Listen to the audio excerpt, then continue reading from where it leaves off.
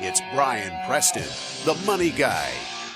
Now, this is a mindset, and I want to qualify when I talk about the mindset and the financial mutant mindset specifically. We talk about because we went all kind of journeys. We had a pretty heated discussion about what is abundance, because that is level 5 is abundance. Is that net worth determined? Is that influenced by income? Sure. Is it somebody who rides in a private jet? Yep. Because I will tell you, when I first did level 5, because I consider level 4 financial freedom, you can actually retire, meaning your assets are generating enough income that it replaces what you can generate working, and your living expenses quite comfortably. Yep. That's a good thing. But when I got to level 5, I was like, is this somebody who can travel and do anything they want without worrying about an expense? And the answer is kind of yes, but Maybe. then exactly, because then I started thinking about it, I was like, we know people that have 30, 40, $50 million that very easily could be broke 10, 15, 20 years. So if you have somebody who's worth $50 million, we see the stories all the time. Go open up the Wall Street Journal and you can find stories of woe of people who had enough money. Look at all the athletes. Yep. I mean, all these athletes that have these huge contracts that you're like, how do they ever go broke?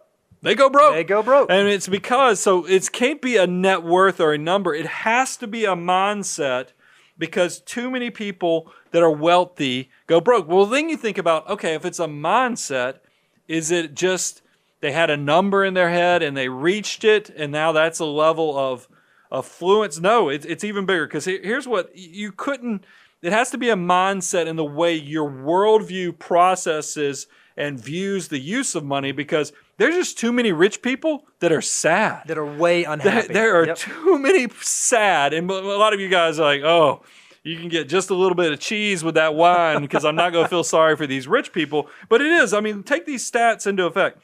CEOs are depressed more than double the rate of the general public, which is already at 20%. And CEOs, let's assume that they're wealthy across the board in like most monetary senses. They have wealth, but they're not happy. I'd argue that they're not living in an abundance mindset. Yeah, rich kids are more depressed and anxious than their middle or low income peers. What does that say? Talking about guys trying to build something, and family men, we're like, are we ruining our kids? I mean, good. That is, rich kids are more depressed and anxious than their middle income and low income peers. And then it's more common, and then we all can look at this one, is it's more common in wealthy countries that you're more depressed than less wealthy, less industrialized countries. Yep. Wealth has got some it's got some warts. It's got some warts, for sure. So we've got to figure out, we were like, this is a mindset. So we already heard financial freedom was you live how you want. Doing what you want, when you want, the way you want. Exactly. So we had that part figured out, but it's got to be more than that. Sure. So here's what we came up with, guys. Is we want you, it's beyond that. You got to know who you are. You got to know what you value. That's the big one. And you got to know what brings you purpose. Because, guys, there's always going to be somebody that has a little bit more. Of course. There's always going to be new things that you can buy. But if you know who you are, you know what makes you happy, you get very comfortable, you'll buy the house. You're like, this house is enough. I'm happy. Yep. I know who I am. I'm going to be okay. You'll know what you value. You're not always influenced by what does your neighbor do? That's right. What is that marketer trying to push on you? You know what's purposeful and valuable to you. And then the last thing, when you wake up in the morning, you know why you're here. That's right. I mean, that's probably one of the most valuable things. And that's what, I know this is so simple sounding, but it is really so powerful to understand these simple components. Who are you? What do you value? And what brings you purpose? And that's going to go way beyond, do what you want, when you want, how you want. That's powerful. That's important. But this is taking it to the next level of actually realization of what gives you kind of fulfillment through the process. So as we were going through show prep, Brian, and we were having this conversation, we kind of arrived at this conclusion because we tried to go all the different directions and put dollar figures on each level. And then we got to the end, and I asked you this question, and I thought it was beautiful how you answered. I said, Brian, do you think you have to make it through all the other stages of wealth before you arrive at abundance? Because, do I have to be through stability and strategy and security, and then get to freedom to really figure out who I am and what things that I value and what things bring me purpose? Do I have to wait until the end to have that sort of realization? And the simple answer, and then I'm going to elaborate a little bit more, is no. And this is guys, this is so powerful to me, because what ends up happening in this journey, this is why it's important to think about these stages. 1, 2, 3, 4, and you reach 5. This was a journey. Yep. This didn't happen overnight. There's a reason lottery winners go broke. Yep. People, I will tell you, some of my hardest clients are what I call windfall clients, meaning that the money just fell on them through like an inheritance or a big settlement or something like that. Is because a lot of times when you come into things, you didn't have the steps of the journey to build the experience. And that experience leads to the wisdom that you kind of know what you believe in. I mean, because that's and your relationship with money. Because I do think you do not have to make it to level 5 to know who you are. Right. You might actually realize that on step 3. I mean, but it doesn't mean you're at a full abundance yet, because you still need more money. You need the freedom to do that. You need the money, the freedom, and then you need more money to kind of be there. But you've developed the skill set that you do know who you are. And that's the part is that, and then you build up, you might pick up at 4, or even in step 2, what you value. You know, it keeps you grounded.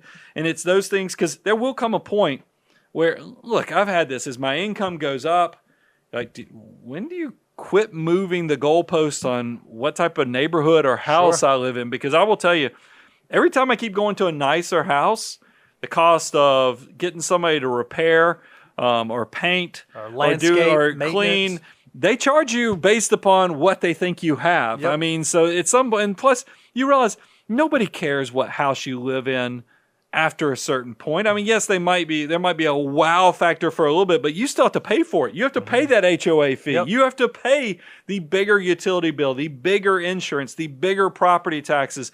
Sometimes it's not making you any happier. Right. So pay attention to that stuff. And it's the same thing.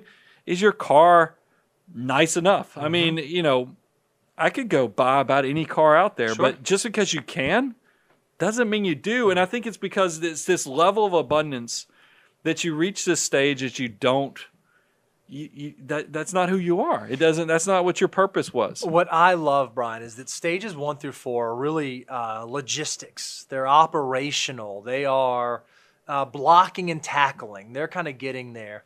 Stage 5 is something different. It is something entirely different. It's a mindset. We talk about all the time that money is just a tool. It's a tool to help you do the things that you want to do and live the life that you want to live and have the experiences and know who you are and be able to live that out. That's really what the whole purpose of what we do on a day-to-day basis. That is what the abundance cycle is. We want you guys to reach a level of financial abundance, and that may not mean having $50 million saved up. That may not mean having $10 million saved up. That may just mean getting to wake up every day knowing that you can cover the basics and do the things you want to do, control your time, but focus on the things that bring you value, that bring you purpose. That is financial abundance. And that's the reason that we figure out all the things. That's the reason we try to do tax diversification and save money here and make wise decisions here and keep our debt so that we can live a life ultimately of true financial abundance. Well, and I think it goes deep enough that I picked on the CEOs. There is no doubt, you say $50 million. Sure. A lot of CEOs are worth a lot more than $50 million, but they're sad.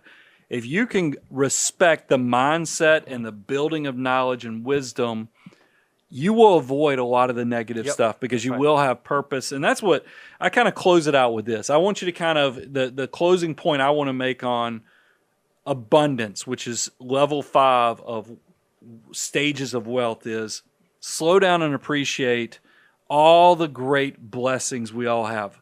Taste food. I mean, I'm telling you guys, slow it down, enjoy the good meals, think about how much you enjoy it. Enjoy your friends, the relationships, your neighbors, your family members, the joy of giving. These are the things that make you wake up. And then last is just know that when you wake up, you have purpose and you're making the world a little bit better in your own little way.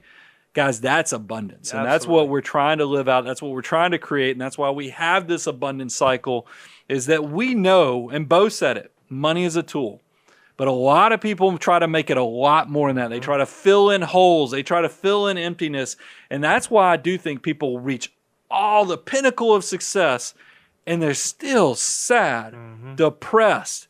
They have not figured out their why. They have not figured out the journey. And that's why hopefully shows like this will give you the purposefulness to really look inside yourself, get that mindset, and live that abundant life. If you've not had a chance to go out to our website, moneyguy.com, go check it out. Go to our resource page. You can see all the free deliverables we have out there. We want you to take those, use them, apply them, make your financial circumstance better. And then if you are curious about what we do in a day job, go to our website, aboundwealth.com. You can check out us, check out the team, see what we do. We love getting to talk. I feel like this is the thing we love talking about, is talking about the abundance that can exist in people's financial lives. I don't know. We're pretty nerdy too. We kind of like throwing some numbers around as well. So guys, thanks so much. I'm Brian Preston, Mr. Bo Hansen, Money Guy team out.